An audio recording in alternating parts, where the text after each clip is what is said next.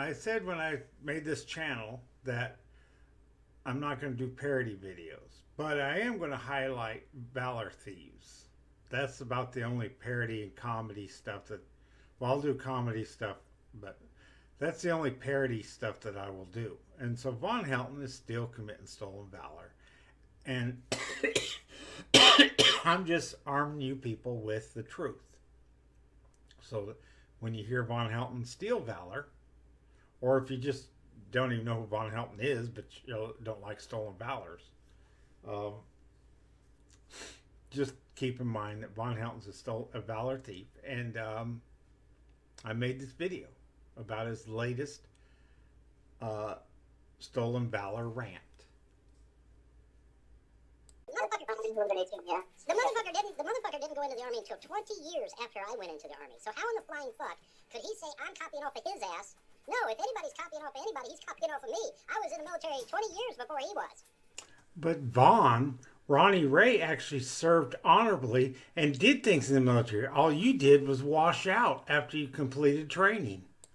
But as far as I'm concerned, you were in the military when he was just a fucking twinkle in his daddy's eye. I was just a boy, yeah, exactly. But see, I was in the Naval Sea Cadet Corps for 2.5 years. I was in the Coast Guard for 6 months. But Vaughn, you said you can't swim. How can you be in the Coast Guard if you can't swim? And then I went into the army for 9.5 months. But see, they don't ever mention that. They don't ever mention my service in the government, which is as yet undisclosed because I signed NDAs to that effect. But you can't get a government job if you're an RE3. That's a fact. That's not my opinion. That's a fact. You know, they won't mention none of that. See, they don't mention that. They only mention the 9.5 months. Why? Because it makes it look like I'm some kind of dropout. You know, they'll go and look at that JHJ and RE3 and shit. You know, and they'll sit there and totally gloss over where it says that I got a general discharge under honorable conditions. Notice how when they were talking smack over in Father Judgment's show, they left out the general part. They just said under honorable conditions, which means it was under honorable, which was less than honorable, which means it was a dishonorable discharge, right? They totally left out the word general at the beginning.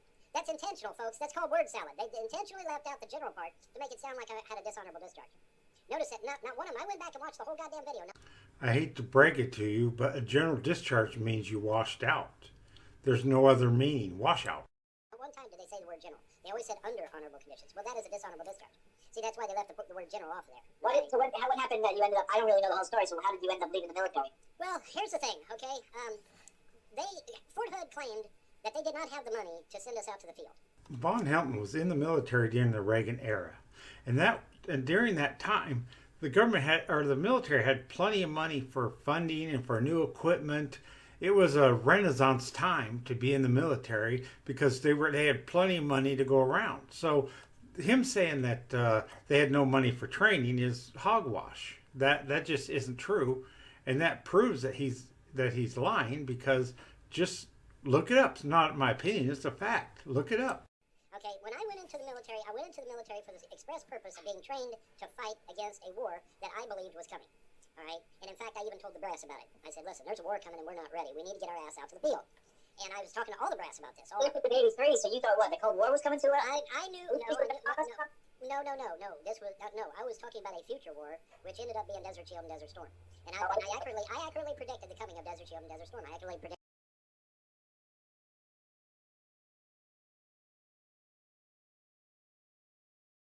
My second lieutenant can vouch that I said these things. The commander of the base can vouch for that, because I told these people this. I told everybody. They all knew. I told them to their face that there is a war coming in the future and that we're not ready. We've got to get out to the goddamn field. Okay, well, they kept telling me we ain't got the money to go out to the field. Bullshit detected. Take precautions. That's what they kept telling me over and over again. I'm like, hey man, I'm in my tank. Let's go out to the field. We gotta train. And they're like, we ain't got the money. And I'm like, okay. Bullshit detected. Take precautions. Okay, well, I need to transfer then to a unit that is going out to the field and training, because there's a war coming and I want to be ready. They said, well, it's going to take up to a whole year before you can get a transfer out. You cannot just on your own just transfer around all you want. That's not how transfers work. You get assigned a duty station, you serve that one for half your career, and then you go overseas, Germany or Korea or somewhere, serve the other half. That's how it works. You can't just transfer different units. That's one way that you know he's lying. That's not how transfers work in the military. Just saying.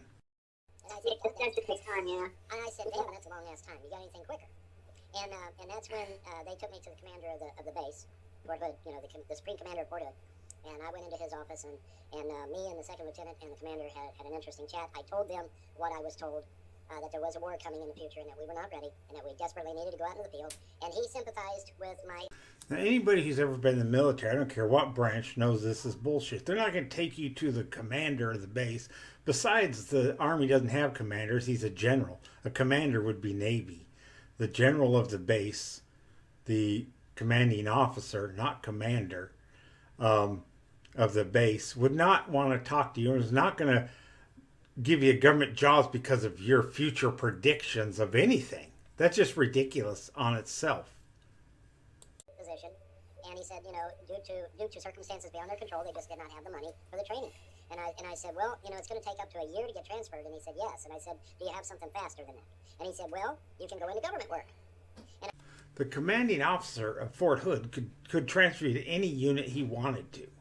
Just sign a piece of paper and you'd be out there. It wouldn't take nothing for him to do that. So to say that he has to wait up to a year or to transfer you, that's baloney. He could transfer you in a day. Within an hour, you'd be in a different unit. So that in and of itself is a bold-faced lie.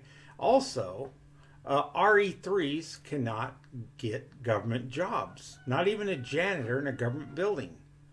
Look it up. That's not my opinion. That's a fact. I said, well, what all does that entail? And they explained it. You know, they explained the various options. I could go in as a civilian. I could go in as a government worker. I could go. You know, there was a whole plethora of shit. You know, and that's another thing too. The trolls and haters would say, well, he didn't do that. He didn't do that. He didn't do that. Well, thousands and thousands and thousands of people do it every day. Every day, yeah. Literally, they literally go into government work from going to the military all the time. People do Yes, they do, but RE3s don't. That's the difference. They're RE1s, and they get government jobs, not you. that shit all the time. That's a common occurrence. It's an absolute common occurrence. I believe that. One example. There are thousands and thousands of examples, though, of people who leave the military and go into government work or go into civilian work or whatever with no problems. You know, but see, they look at that JHJ and RE3. Oh, well, Vaughn was a washout. But now, back when I was leaving, that's not what it meant. Bullshit level, DEFCON 5. I don't give a fuck what it means today. When I left, it did not mean that at all. It just simply meant that I couldn't go back into the military. Well, fuck me. I wasn't going back into the military. Vaughn has been going on for years how RE3 didn't mean that when he was in. In the 80s, it didn't mean that. It still means that. It meant this. The re-enlistment codes meant the same thing since 1942 when they developed them. They have not changed. They're still the same even to this day. RE3 means washout. JHJ means washout. General discharge under honorable conditions means wash out. That's the only thing it Going means. into government work for years, okay? For years. So obviously, I'm not going to be going back into the military anytime soon if I'm going to be conscripted out to the government for years and years on end, right? And so, could First Sergeant Ward have put that JHJ RE3 shit on there to, as a one last fuck you to me? Yeah, he probably could have. He probably could have. No, First Sergeant Ward and Staff Sergeant Ward or whatever he is could not have put that on there. Okay, it was put on there by the commanding officer of your unit that you were in. That's who fills those out. That's who fills out discharges. Enlisted people have no business filling out, and they cannot fill it out. Your commanding officer signed off that you were a JHJ, an RE3, and a general discharge under honorable conditions. A washout discharge. First Sergeant Ward told me to my face, get this fucker out of my army. And I looked him in his face and I said, fuck you, motherfucker. My parents, grandparents, and great-grandparents, my entire fucking family served from the Revolutionary War right on up until recently. And every goddamn one of them.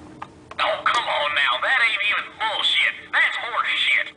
We all know damn good and well that Vonhelton never told First Sergeant Ward, fuck you, motherfucker. He never said that to a sergeant. If he did, he'd be on his ass, and then he'd be hauled to the brig, more than likely. He did not say that. So, him saying they said that, we all know that's bullshit. We know what Vonhelton looked like back then, a scrawny little kid. Would not have said that. So, that's a lie. I'm served with distinction, so get your fucking mouth off of me. And he didn't have nothing to say to me because every bit of that shit's documented. But the point is that, these guys did not like me, that's true. And they tried to dog the fuck out of me. That's why I got along with the brass so much better than I did the NCOs, because... Warning, bullshit